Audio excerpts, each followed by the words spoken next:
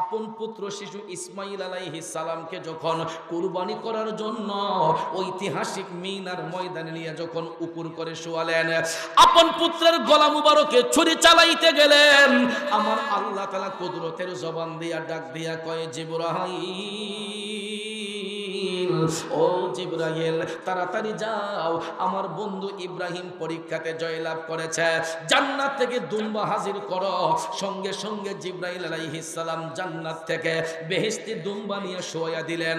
কুরবানি হয়ে গেল বেহেশতি দুম্বা, উদ্ধার হয়ে গেলেন শিশু ইসমাইল। আল্লাহর আদালত থেকে আপন পুত্রকে জীবিত ফিরত পাইয়া ইব্রাহিম নবী যোহরের নামাজ পড়িয়া আমার আল্লাহর কাছে শুকরিয়া আদায় করেছিলেন। তারই ধারাবাহিকতায় আসরের নামাজ পড়িয়া মহান আল্লাহর কাছে শুকরিয়া আদায় করেছিলেন। তিনিও আল্লাহর একজন পয়গাম্বর, ওনার নাম হচ্ছে হযরতে উযাইর আলাইহিস সালাম। সুবহানাল্লাহ। কোন এটা কেন জানেননি? উযাইর আলাইহিস সালামের ইন্তেকালের 100 বছর পরে, কয়শো বছর? উযাইর আলাইহিস সালামের ইন্তেকালের 100 বছর পরে আল্লাহ তাআলা ওনাকে নতুন জীবন দান করেছেন। ইন্তেকালের পরেও আল্লাহ চাইলে জীবন ফিরিয়ে দিতে পারে। কথা কোন ঠিক কিনা? বন্ধুরা আমার, বাবাজিরা, ইন্তেকালের 100 বছর পরে মহান আল্লাহর দরবার থেকে জীবন ফিরত পাইয়া, নতুন জীবন ফিরে পাইয়া তিনি আসরের নামাজ পড়ে আল্লাহর শুকরিয়া আদায় করেছেন। ইম্পর্টেন্ট আলোচনা।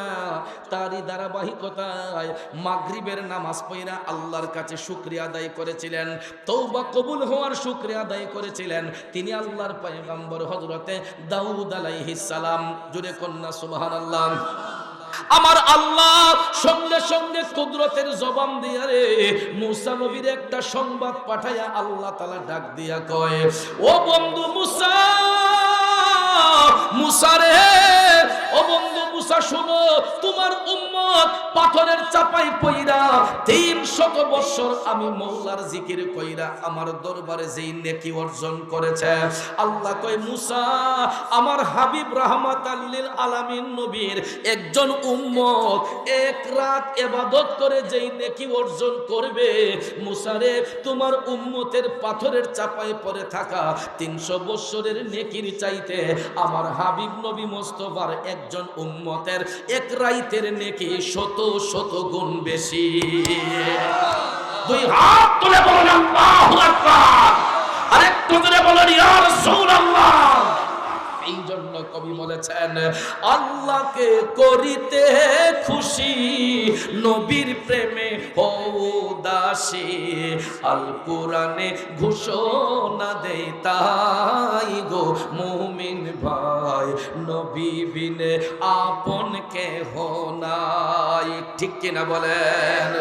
ওরে মা বাবা, আত্মীয় স্বজন, স্ত্রী পুত্র কন্যা গণ, সবার চাইতে নবীজি আপন, নবীজিকে জানের চাইতে অধিক ভালো না বাসিলে, হাদিসে কয় তাহারি মান্না, আই গো মুমিন ভাই, নবী বিনে আপন কেহ নাই। কষ্ট হচ্ছে আমার বাবাজিরা। আল্লাহ রাব্বুল আলামিন ডাক দিয়া কই, বন্ধু মুসা, তোমার উম্মত পাথরের চাপায় পড়ে থাইকা 300 বছর আমি মওলার জিকির করে আমার কাছে যেই নেকি অর্জন করেছে, আমার হাবিব নবী মুস্তাফার একজন উম্মত এক রাত ইবাদত করে যেই নেকি অর্জন করবে, তোমার উম্মতের 300 বছরের নেকির চাইতে আমার হাবিব নবী মুস্তাফার একজন উম্মতের এক রাতের নেকি 100 গুণ বেশি। আল্লাহ যখন এই সংবাদ পাঠাইলেন, মুসা আলাইহিস সালাম টপ টপ করে চোখের পানি ছাইরা কান্না শুরু করে দিয়া আমার আল্লাহরে ডাক দিয়া কয়, আল্লাহ, আমি মুসারে যদি নবী না বানাইয়া শেষ জামানার নবীর উম্মত বানাইতা, আমি মুসা নিজের ধন্য মনে করতাম। এ বন্ধুরা আমার, বাবাজিরা, একটা কথা ভালো করে শুনে রাখুন, কুল্লু নবী ও মাসুমুন, সমস্ত নবীগণ নির্দোষ। আব্বা নবীদের আমলে কোনো গুনাহ আছে? কুল্লু নবী ও মাসুমুন, সমস্ত নবীগণ নির্দোষ নিষ্কলঙ্ক, তাইলে মুসা নবীও তো নির্দোষ নিষ্কলঙ্ক, ঠিক কিনা কন? এ বন্ধুরা আমার, বাবাজিরা, এখন বলুন, আমরা যে নবীর উম্মত, আমরা কি গুনাহ মুক্ত না গুনাহযুক্ত? এমন কোন ব্যক্তি আছে বলতে পারবে যে আমি গুনাহ থেকে মুক্ত? যত বড় আল্লাহওয়ালা হই, যত বড় বুজুর্গ হই, যত বড় জ্ঞানী গুণী হই, আমরা সবাই নিজের গুনাহগার বলে স্বীকার করি, ঠিক কিনা কন? দেখেন, আমরা দয়াল নবীর গুনাহগার উম্মত হওয়ার পরেও আমাদের নবীর উম্মত হওয়ার কারণে এক রাইতের ইবাদতের সমান মুসা নবীর 300 উম্মতের 300 বছরের নেকি যদি এক হয়, এই জন্য মুসা নবী একজন মাসুম নবী আল্লাহরে ডাক দিয়া কয়, আল্লাহ, আমার নবী না বানাইয়া যদি শেষ জামানার নবীর উম্মত বানাইতা, আমি মুসা নিজের ধন্য মনে করতাম। তাইলে বাজান, আমরা তো সরাসরি দয়াল নবীর উম্মত, আমাদের ইজ্জত আল্লাহর দরবারে কম না বেশি? জোরে কোন, কম না বেশি? এবার দেখেন, আমাদের ইজ্জত যদি এমন হয়, আমাদের নবীর ইজ্জত আল্লাহর কাছে কেমন? আমি যেই আয়াতে পাক তেলাওয়াত করেছিলাম সূরা বনী ইসরাঈলের ৭৯ নম্বর আয়াত, বাজান, এই পবিত্র আয়াতে পাকের মাধ্যমে আল্লাহ তাআলা আপন হাবিবকে 2টা বিশেষ গুণে গুণান্বিত করেছেন, যা অন্য কোন নবীদেরকে প্রদান করেন নাই। আমাদের নবীকে 2টা বিশেষ গুণে গুণান্বিত করেছেন, একটা হলো দুনিয়াতে, আর একটা হলো আখিরাতে।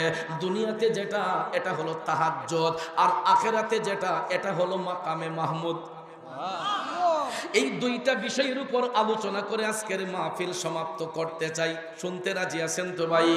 গভীর মনোযোগ। আল্লাহ রাব্বুল আলামিন বলতেছেন হাবিবের সম্মানে, বিসমিল্লাহির রহমানির রহিম,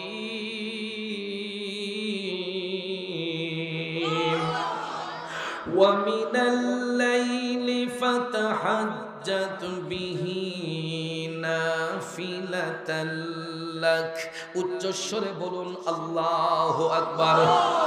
আল্লাহ রাব্বুল আলামিন কয়, হাবিব, ও বন্ধু, আপনি রাতের শেষ অংশে তাহাজ্জুদ কায়েম করুন, কেননা এটা আপনার জন্য এক্সট্রা। আর সাথে সাথে আল্লাহ কয়, বন্ধু, চিন্তার কোনো কারণ নাই। আসা আইয়াবআসাকা রাব্বুকা মাকামাম মাহমুদা, খুব তাড়াতাড়ি আমি আপনাকে মাকামে মাহমুদে উপনীত করব। বাজান, এটা হলো আয়াতে পাকের সরল তর্জমা, কোরআনের ভাষায় মূল অর্থটা বললাম। আসুন এবার বিস্তারিত ব্যাখ্যার দিকে চলে যাই। জগৎ বিখ্যাত তাফসিরে রুহুল বয়ানের মধ্যে এই আয়াতে পাকের তাফসির করতে গিয়ে বলা হয়েছে, তাহাজ্জুদের নামাজটা অন্য কোনো নবীর জন্য পড়া শর্ত নয়। এই তাহাজ্জুদের নামাজ আমার নবীর জন্য পড়া শর্ত। আমার নবীর জন্য তাহাজ্জুদ পড়া শর্ত, আর আমাদের জন্য 5 ওয়াক্তের নামাজ পড়া শর্ত। আর দয়াল নবীর জন্য 6 ওয়াক্ত নামাজ পড়া ছিল শর্ত। ফজর, জোহর, আসর, মাগরিব, এশা, তাহাজ্জুদ। কিন্তু পৃথিবীর সব মসজিদের মধ্যে ওয়াক্ত মোতাবেক আজান হয় 5 বার, কিন্তু মক্কা শরীফ, মদিনা শরীফে নবীর জন্য তাহাজ্জুদ শর্ত বিদায় মক্কা শরীফ, মদিনা শরীফের মধ্যে ওয়াক্ত মোতাবেক আজান হয় 6 বার। যেই সমস্ত হাজী সাহেবরা মক্কা শরীফ, মদিনা শরীফ গিয়েছেন, আপনারা শুনে দেখবেন, আজও পর্যন্ত মক্কা শরীফ, মদিনা শরীফে ওয়াক্ত মোতাবেক আজান হয় 6 বার। কিয়ামত পর্যন্ত মক্কা শরীফ, মদিনা শরীফে 6 বার আজান হবে ওয়াক্ত মোতাবেক। আর পৃথিবীর অন্যান্য মসজিদে ওয়াক্ত মোতাবেক আজান হবে 5 বার। কারণ আমার আপনার জন্য তাহাজ্জুদের নামাজ পড়া শর্ত নয়। অন্য কোন নবীর জন্য তাহাজ্জুদ দূরের কথা, 5 ওয়াক্তের নামাজ পড়াও শর্ত ছিল না। তারপর পূর্বের যুগের নবীগণ এক একজন নবী এক এক ওয়াক্তের নামাজ দিয়ে আল্লাহর শুকরিয়া আদায় করেছেন। আমরা জেনে নেব কোন নবী কোন ওয়াক্তের নামাজ দিয়ে আল্লাহর শুকরিয়া আদায় করেছেন। কষ্ট হবে। এ বন্ধুরা আমার, বাবাজিরা, তাহাজ্জুদের নামাজ নবীর জন্য পড়া শর্ত বিদায় মক্কা শরীফ, মদিনা শরীফে এখনো পর্যন্ত 6 বার আজান হয়। আপনারা এখন প্রশ্ন করতে পারেন, চৌধুরী সাহেব, রসুল তো এখন দুনিয়াতে নাই, এখন আজান দিলে নামাজ পড়বে কে? ঠিক না বেঠিক? বলতে পারেন যে চৌধুরী সাহেব, রসুল তো এখন রওজা শরীফে, এখন আজান দিলে কি নবী নামাজ পড়বেন? আপনার মাইকটা, সাউন্ডটা মনপুত হইছেন, কষ্ট হইতেছে। জি, একটু কষ্ট হচ্ছে, সেটিংটা ভালো হয় না আজকে। একটু দুরূদ শরীফ পড়েন। আল্লাহুম্মা সাল্লি আলা সাইয়্যিদিনা মুহাম্মাদ নাবি শাফি মাওলানা মুহাম্মাদ নাবিয়ানা শাফি মাওলানা। আমার বাবাজিরা, বন্ধুরা, গভীর মনোযোগ। আমি যেটা বলতে চেয়েছিলাম, প্রশ্ন করতে পারেন চৌধুরী সাহেব, রসুল তো এখন দুনিয়াতে নাই, এখন আজান দিলেন রসুল নামাজ পড়বেনি। হে আমার ভাইয়েরা, এখনো রসুল নামাজ পড়তেছেন, পড়বেন, পড়তে থাকিবেন। যে বলবেন মুখের কথাই মানি না দলিল, তাইলে শুনুন, আল আম্বিয়াউ আহিয়াউন, শুধু আমাদের নবী না, সমস্ত নবীগণ জিন্দা ফি কুবুরিহিম, আপন আপন রওজা শরীফের মধ্যে ইউসাল্লুন।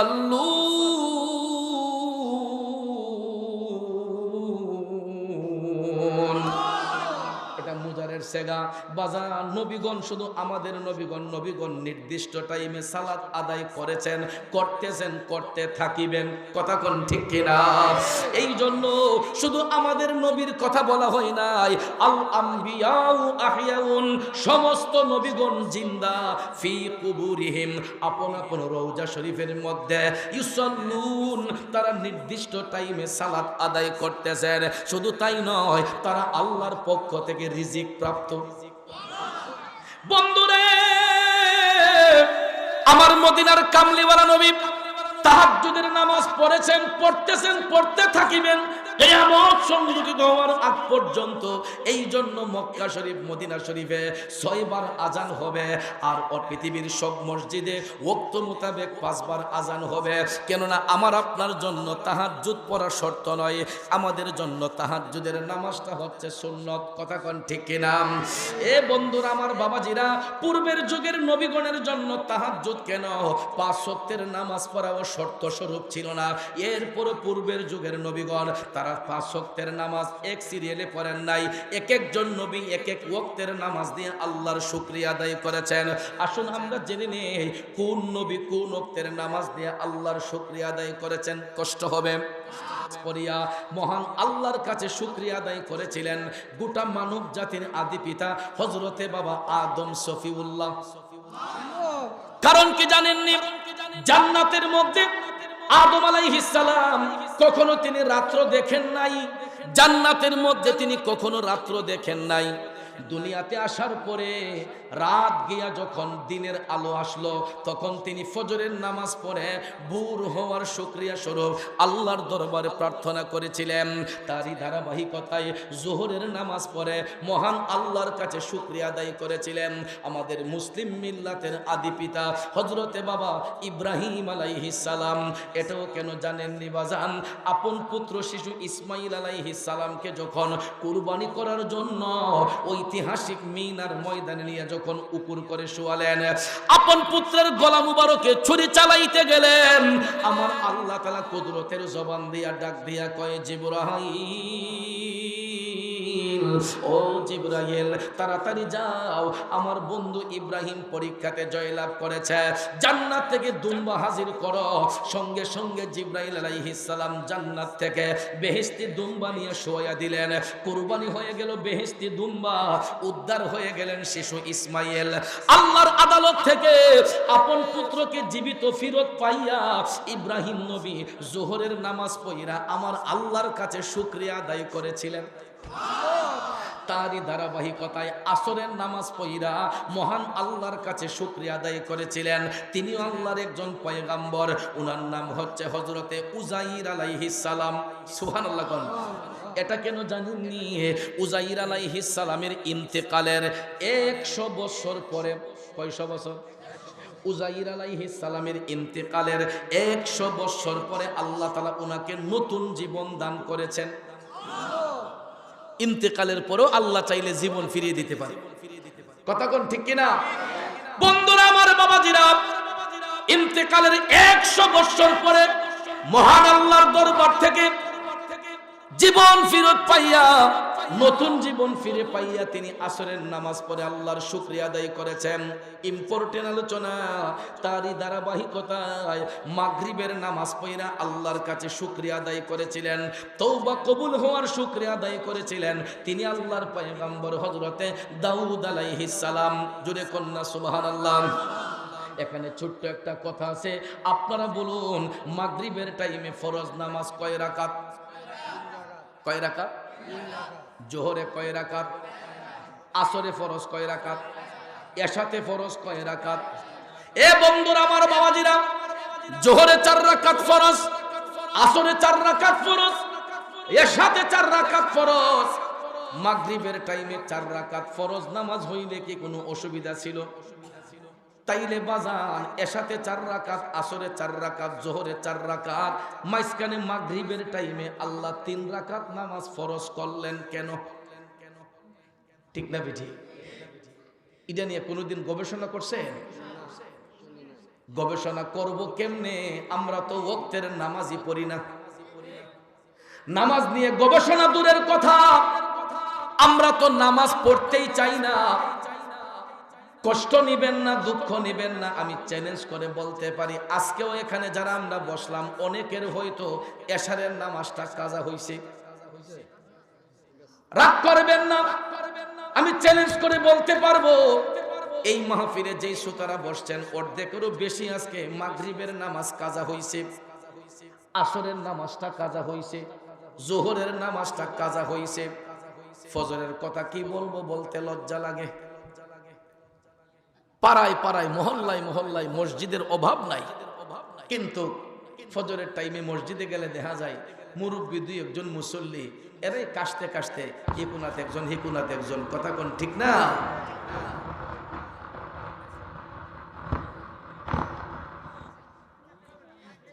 আর একটু দুরূদ শরীফ পড়ুন। আল্লাহুম্মা সাল্লি আলা নবী। ঠেলা ঠেলির গড় খোদায় রক্ষা কর। মুহাম্মদ নবী। এ আসে কি সাহেব কই লিখেছেন বুঝলাম না।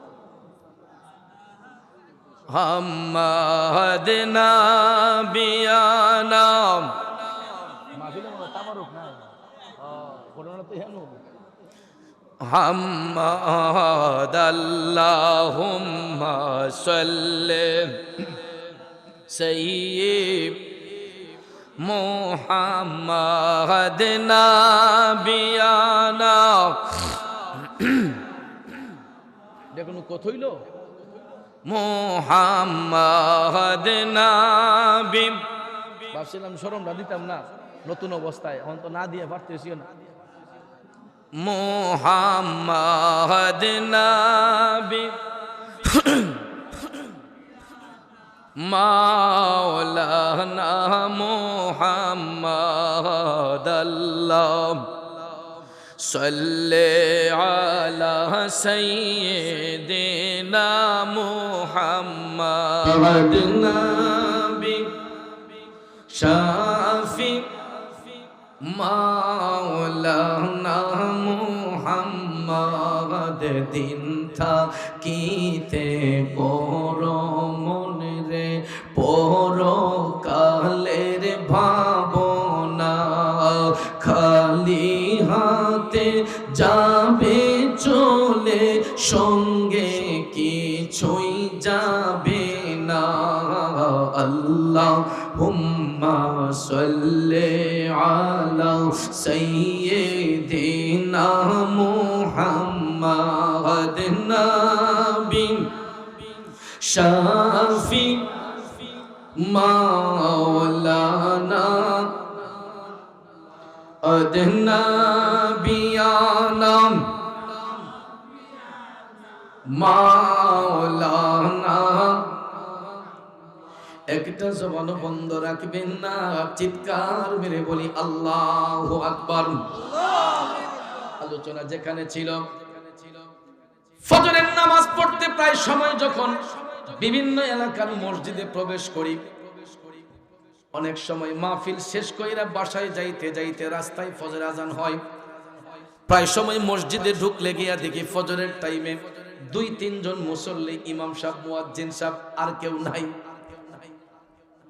বাবাজিরা আমার, এটার একটা কারণ খুঁজে পেয়েছি কেন মসজিদের ভিতরে মুসল্লি কম।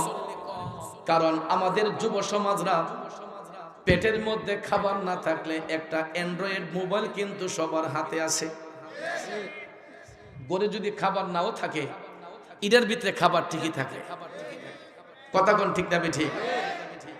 আর এখন এটা চালাইবার জন্য আরো কত সুযোগ সুবিধা, ওয়াইফাই কানেকশন, এক ঘরে একটা দিলে ওই 6-7টা মোবাইল চালাই, তার কোনো সমস্যা। এক সময় দেখা যেত স্বামী স্ত্রী বিছানার মধ্যে শয়ন কইরা কত দুনিয়াবি আলাপ করত, সাংসারিক আলাপ করত। এমন এক জামানা আইছে, খবর নিলে দেখা যায় 2 জন 2 দেশ, অথচ বিছনা একটুই, কিন্তু একজন মোবাইল নিয়ে এই ডাইন করোডে, আরেকজন বাম করোডে। না মিথ্যা বললাম? এই যে একটা মধুর বন্ধন, মধুর সম্পর্ক, ইনারে পর্যন্ত খায়া লাইছে এই জিনিসে। কথা কোন ঠিক কিনা? আমার যুব সমাজরা, অবিবাহিত যুব সমাজ যারা, শতকরা 95% যুবক রাত জায়গা, সারাটা রাত জায়গা অ্যান্ড্রয়েড মোবাইল ফোন টিপতে টিপতে টিপতে টিপতে এমন একটা সময়ে চোখের মধ্যে মজার ঘুমটা আসে, যখন মুয়াজ্জিন সাহেব ডাক দিয়া কয়, আসসালাতু খায়রুম মিনান নাওম।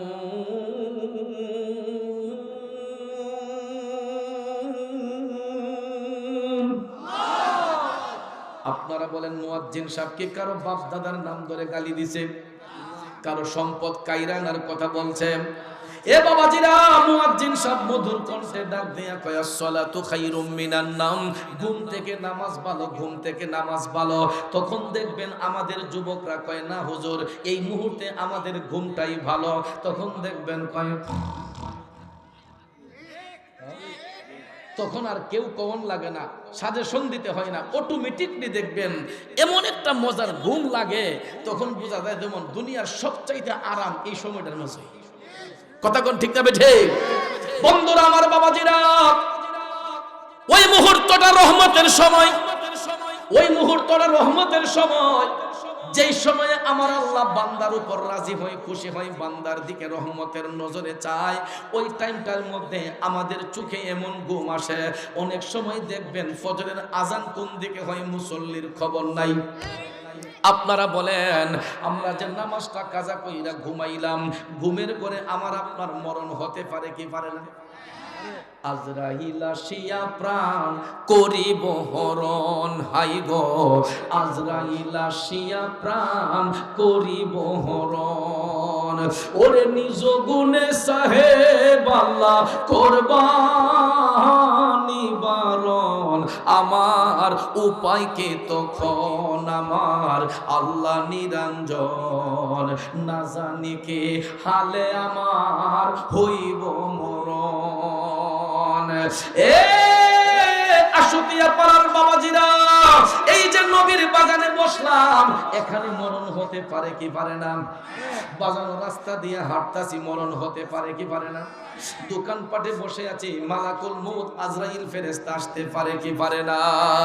বন্ধুরে, আমরা যে ফজরের নামাজ কাজা কইরা ঘুমাইলাম, ঘুমের ঘরে আমার আপনার মরণ হতে পারেনি। এই জন্য কবি বলেছেন, কেমন করে ঘুমাও তুমি, কেমন করে ঘুমাও তুমি, ফজর করে কাজা, এমন তো হতে পারে জোহরে জানাজা। মৃত্যুর কোন সিরিয়াল নাই। অনেক বাবারা স্বপ্ন দেখে, আমার সন্তান আমারে কাফন দাফন করব, কিন্তু আব্বারে আপনার এই স্বপ্নটা ভুল। শুধু সন্তানের কাঁধে পিতার লাশ বহন করা হয় না, পৃথিবীতে এমন কিছু সিচুয়েশন আসে, অনেক সময় পিতার কাঁধেও সন্তানের লাশ বহন করতে হয়। একটা বাস্তব সত্য কথা, হয়তো সোশ্যাল মিডিয়াতে গণমাধ্যমে দেখেছেন, গত 4 দিন আগে আমার হবিগঞ্জের শায়েস্তাগঞ্জে একটা যুবক বিবাহের দিন তারিখ ঠিক হইছে, বিবাহের কাঠ ছাপানো হইল, মেহমানতির সব দাওয়াত করা হয়ে গেছে। পরের দিন বিয়া, আগের দিন ছেলের হাতের মধ্যে মেহেদি লাগাইছে, আগের দিন হাতের মধ্যে মেহেদি লাগাইছে। বর সেজে শ্বশুর বাড়ি যাবে, বরযাত্রী নিয়া বধূকে রঙিন শাড়ি পরাইয়া তার স্বামীর বাড়িতে নিয়ে আসবে। কিন্তু ভাইয়ের আমার, মোটর সাইকেলের দুর্ঘটনার শিকার হইয়া দেখা যায় বিবাহের আগের দিনই ওই ছেলেটা, তরতাজা যুবকটা, হাসিমাখা মুখটা লইয়া দুনিয়া থেকে বিদায় হইয়া গেছে। যেই গেটের ভিতর দিয়া বর্ষাইজা যাওয়ার কথা ছিল, আমি ভিডিওতে দেখলাম, ফেসবুকে দেখলাম, ওই গেটের নিচ দিয়া তাকে লাশ বানাইয়া খাটিয়ার মধ্যে উঠাইয়া তারে কবর দেশে পাঠানো হইছে। এই জন্য বাবাজিরা আমার, বন্ধুরা আমার, মৃত্যুটার কোনো সিরিয়াল নাই। দুনিয়াতে আসার ক্ষেত্রে সিরিয়াল মেনটেন হয়, দাদার পরে বাবা, বাবার পরে নাতি, ঠিক না বিঠিক? কিন্তু যাবার বেলায় কোনো সিরিয়াল নাই। অনেক সময় দাদার আগে বাবা চলে যায়, বাবার আগে সন্তান চলে যায়, মার আগে মেয়ে চলে যায়, মেয়ের আগে মা চলে যায়। কথা কোন আসে না নাই? এই জন্য কবি বলেছেন, এই পৃথিবী যেমন আছে তেমনি ঠিকই রবে, সুন্দর ওই পৃথিবী ছেড়ে একদিন চলে যেতে হবে রে মন, চলে যেতে হবে। কথা কোন ঠিক কিনা? পুকুর পাড়ে তাল গাছটা দেখতে সুন্দর, নারিকেল গাছটা দেখতে সুন্দর, আম গাছ, জাম গাছ দেখতে সুন্দর লাগে রে।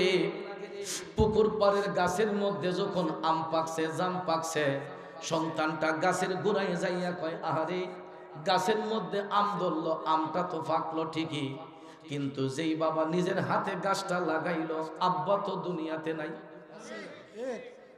বাবা তো দুনিয়াতে নাই, কিন্তু বাবার হাতের নারিকেল গাছ, বাবার হাতের আম গাছ, জাম গাছ আছে, কিন্তু বাবা নামক ব্যক্তিটাই মাটির সাথে মিশে গেছে। দাদার হাতের তাল গাছ, নাতি ফল খায় আর গাছের দিকে তাকায় কয়, আমার দাদা লাগাইছিল, আজকে দাদার হাড় মাংস পর্যন্ত মাটিতে মিশে গেছে, কিন্তু তাল গাছের মধ্যে তাল ঠিকই আসতেছে।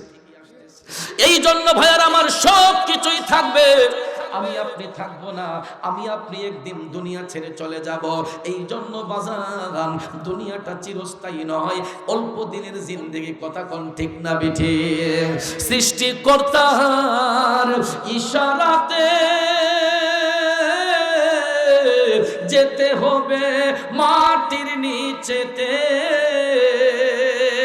আরে চলবে না আর বাহাদুরি, চলবে না আর বাহাদুরি, যাহা করতে দুনিয়ায়, হাইরে যাহা করতে দুনিয়ায়, ওরে দম ফুরাইলে রঙের জলসা যাইব শেষ হইয়া। ঠিক কিনা বলেন? বাজান, রঙের দুনিয়া বেশি দিনের নয়, 60, 70, 80, 100, 150, মরণের কোনো গ্যারান্টি নাই, যে কোনো মুহূর্তে চলে যেতে পারি। এই জন্য পায়ে হাত ধরে বলবো, কথাগুলো বলছি এই কারণে যাতে আমরা নামাজটা কাজা না করি, কারণ নামাজ কোনো ঠাট্টা মস্কারার ইবাদত না। ইন্নাস সালাতা তানহা আনিল ফাহশাই ওয়াল মুনকার, আল্লাহ রাব্বুল আলামিন কয়, নিশ্চয়ই নামাজ আল্লাহর বান্দাদেরকে অশ্লীল কাজ থেকে, বেহায়াপনা থেকে মুক্ত করে আনে। এটা কোন নামাজ? মুমিনী সূরতের নামাজ। কিন্তু আদৌ কি আমরা মুমিনী সূরতে নামাজ পড়তেছি? আল্লাহ কয়, ইন্নাস সালাতা তানহা আনিল ফাহশাই ওয়াল মুনকার, নামাজ আল্লাহর বান্দাদেরকে অশ্লীল কাজ থেকে মুক্ত করে। আর আমরা দেখা যায় বর্তমানে নামাজ পড়া গিয়ে আরো অশ্লীল কাজে যুক্ত হই।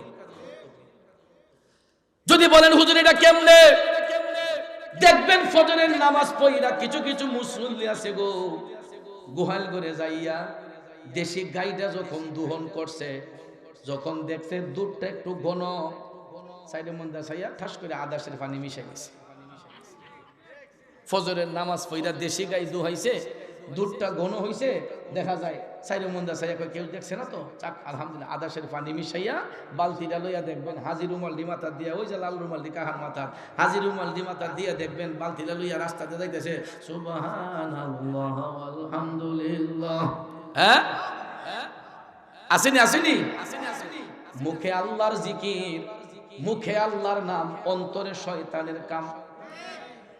দুধ আল্লাহর নিয়ামত, ইনারে পানি মিশাইয়া করছে কিয়ামত।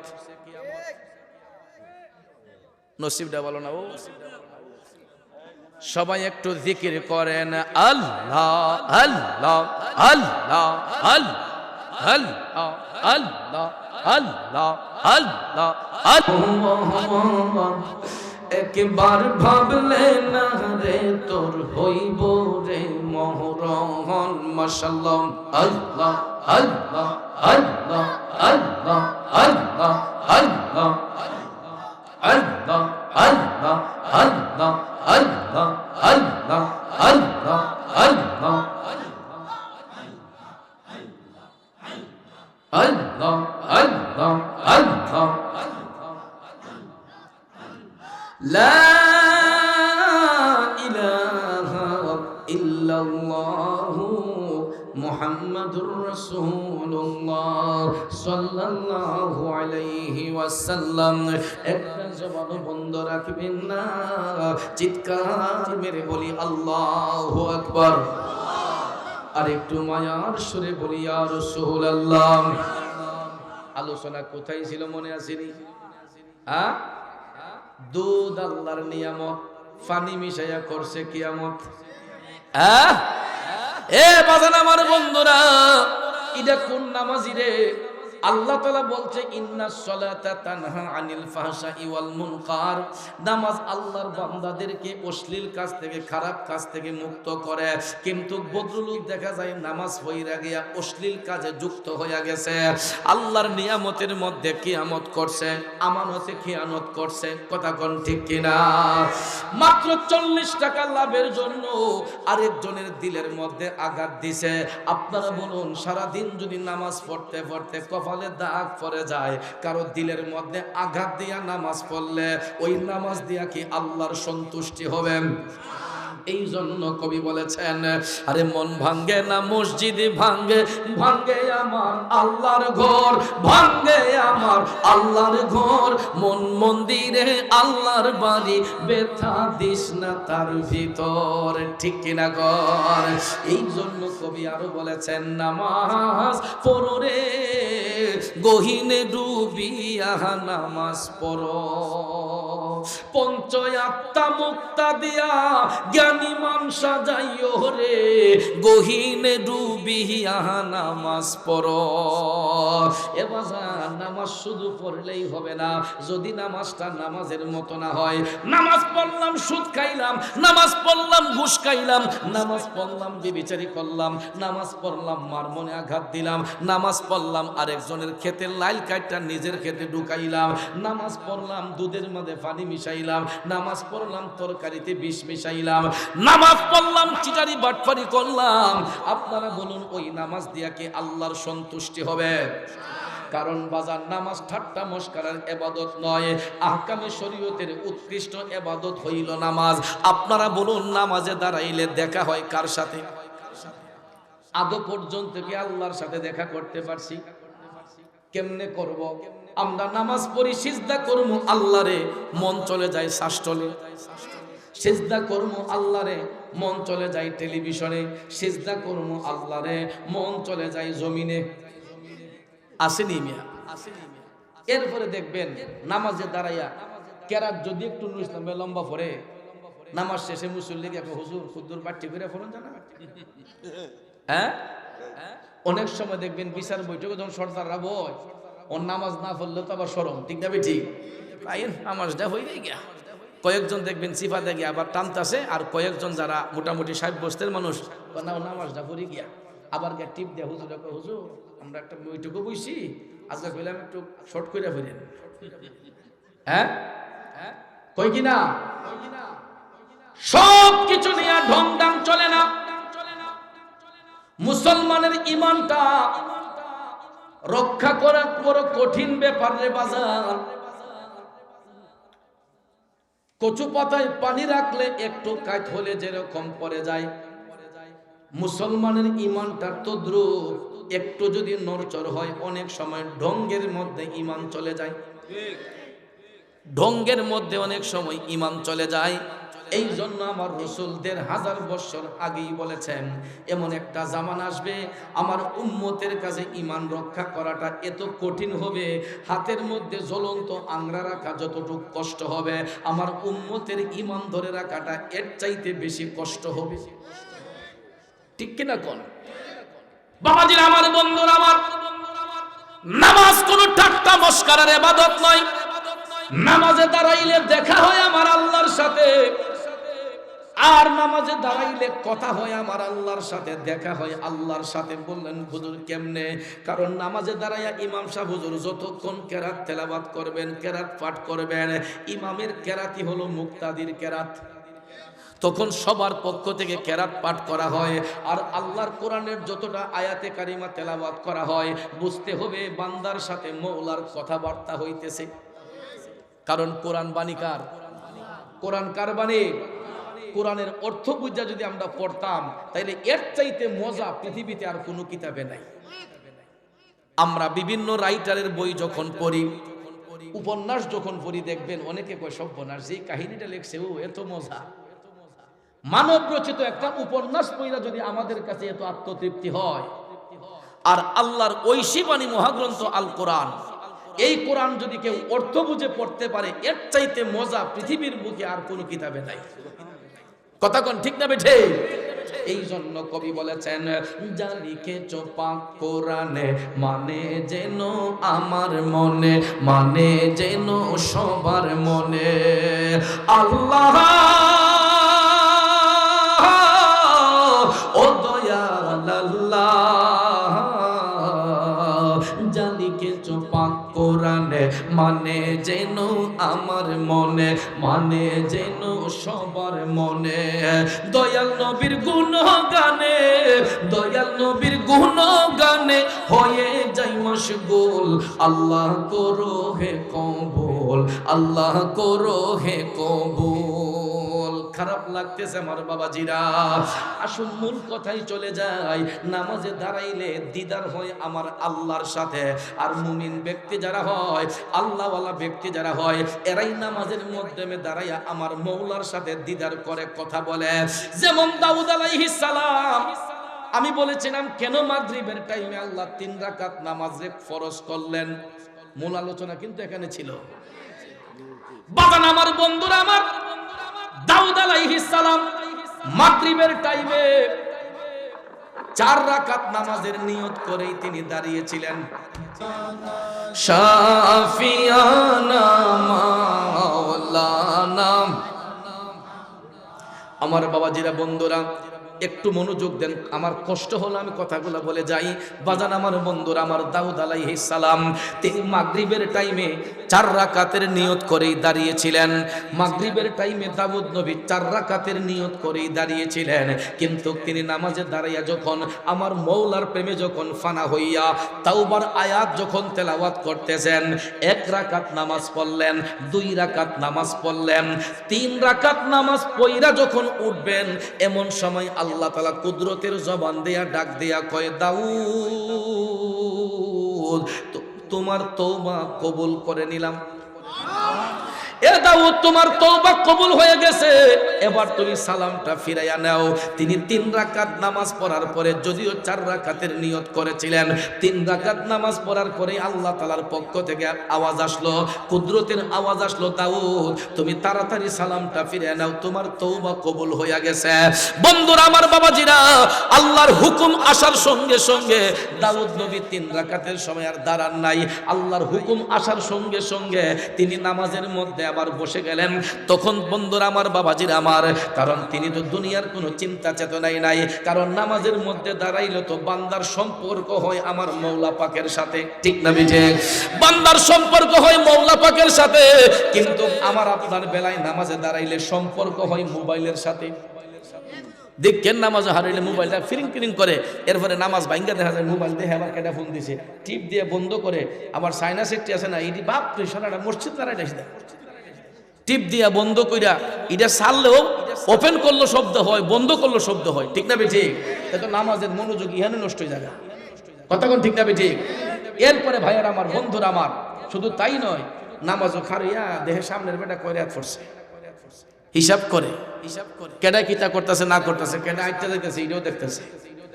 এগুলা কি নামাজ? এইগুলা নামাজের বেলায় ধোঁকাবাজি হয়, নামাজ নিয়ে ঠাট্টা মস্করা করা হয়। এই নামাজ দিয়ে আল্লাহ পাওয়া যায় না, কারণ নামাজের মধ্যে দাঁড়াইলে 5টা জিনিস দিয়া খেয়ালে রাখতে হবে। আমার রাসূল বলেছেন নামাজে দাঁড়াইবার পূর্বেই এই 5টা জিনিস দিয়া খেয়ালে রাখতে হবে।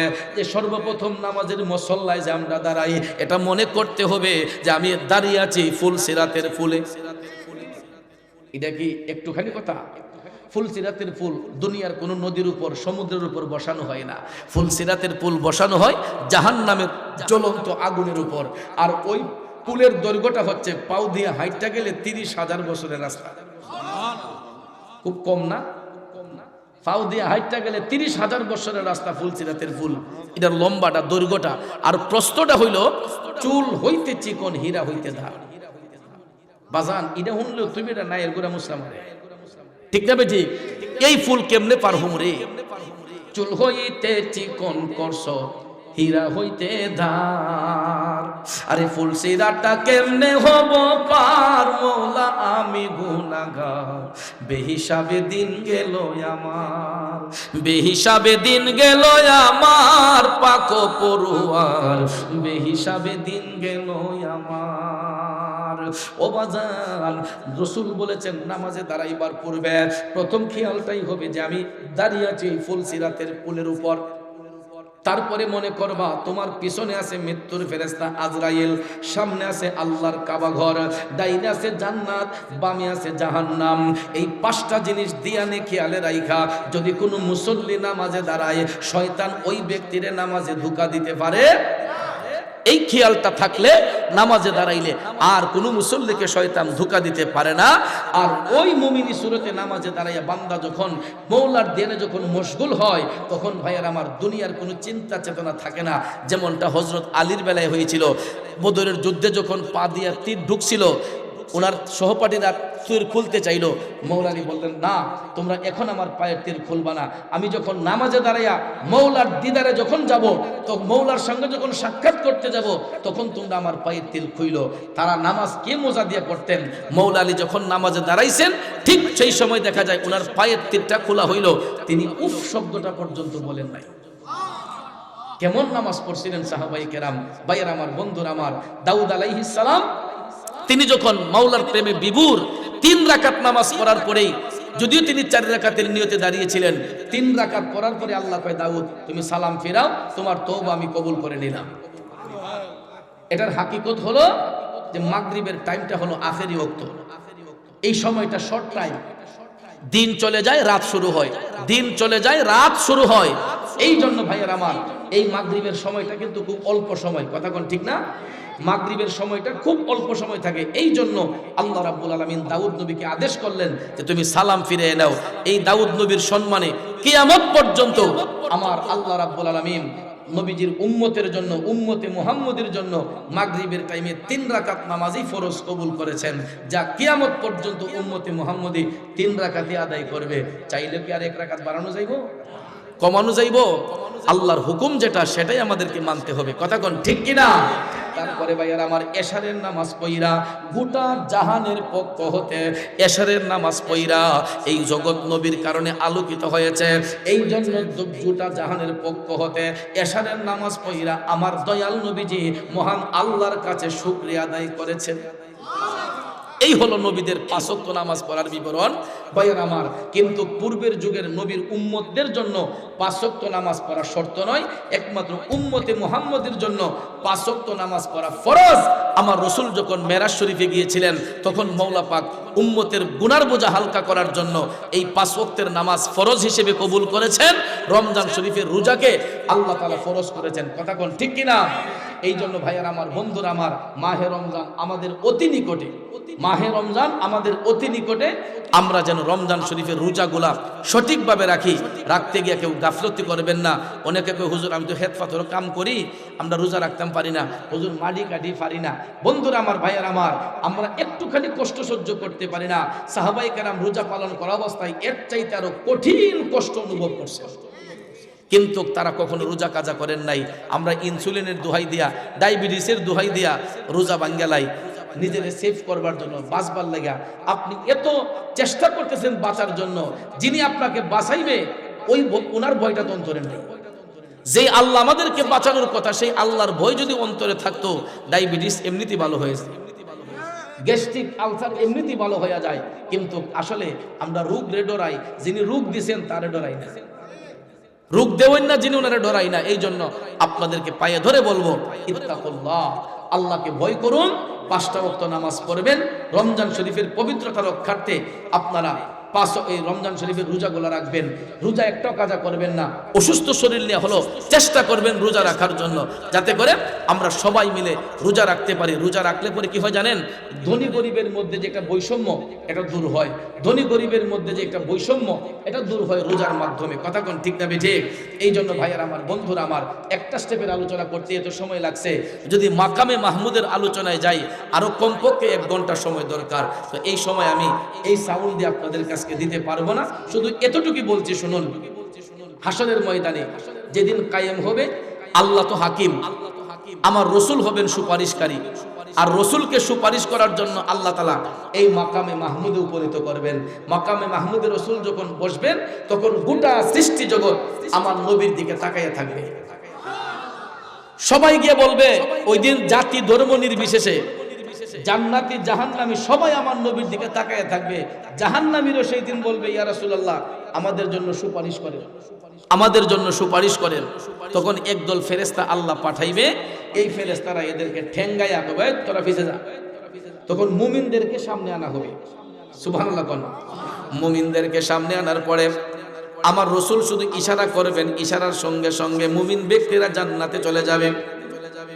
আর জাহান্নামী যারা হবে, এরাও সেই দিন কান্না কইরা আমার দয়াল নবীরে বলবে, নবী গো, মাকামে মাহমুদ যেহেতু আল্লাহ আপনাকে দান করছে, ইয়া রাসূলুল্লাহ, আপনি আমাদের জন্য একটু সুপারিশ করেন।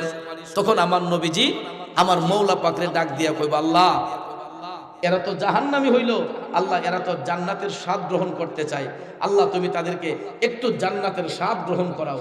তখন ভাইয়ের আমার, বন্ধুরা আমার, বিনা হিসেবে জান্নাতে যারা, এরা তো জান্নাতে যাবে, সাজা ভোগ করে নবীর সুপারিশে যারা জান্নাতে যাবে, এরা গিয়া চাইবে জান্নাতীদের সঙ্গে মার্কেটিং করতো। তখন জান্নাতীরা বলবে, মুমিনরা বলবে, এই তোরা যে মার্কেটিং করস, তোরা তো জাহান্নাম থেকে আসছ, প্রমাণ তোদের পিঠের মধ্যে। কারণ যারা জাহান্নামের সাজা ভোগ করে জান্নাতের স্বাদ গ্রহণ করবে, এদের বাম পাজরের পিঠের নিচে একটা কালো দাগ থাকবে, শিলের মতন। এরা জাহান্নাম থেকে উঠে যে আসছে, এই জাহান্নামের চিহ্নটা, কালো দাগটা তাদের পিঠের মধ্যে থাকবে। কেন? এরা যাতে মুমিনদের সাথে গিয়ে মার্কেটিং করতে না পারে। তাইলে বলুন, মুমিনদের সম্মান আছে না নাই? আমরা মুমিনদের অন্তর্ভুক্ত হতে চাই কি চাই না? তাইলে নবীজির গোলামি করব, 5 ওয়াক্ত নামাজ পড়ব, হালাল রিজিক খাবো, তাইলে দেখবেন ইনশাআল্লাহ আল্লাহ রাব্বুল আলামিন আমাদেরকে ধন্য করবেন, জান্নাতের স্বাদ গ্রহণ করার সুযোগ দিবেন। আল্লাহ আমি সহ আমাদের সবাইকে যেন আল্লাহ পাক জান্নাতের স্বাদ গ্রহণ করার তৌফিক দেন। আমরা সবাই বলি আমিন। ভাইয়ার আমার, বন্ধুরা আমার, কষ্ট হইতেছে আপনাদের? আসুন নবীকে একটু সালাম দেই। ইয়া নবী লা ইলাহা লা ইলাহা ইল্লাল্লাহু মুহাম্মাদুর রাসূলুল্লাহ সাল্লাল্লাহু আলাইহি ওয়াসাল্লাম। নারায়ে তাকবীর, নারায়ে রিসালাত। সভাপতি সাহেবের আগমন, বিশাল হুজুরের আগমন, আমরা সকলে বলি মারহাবা।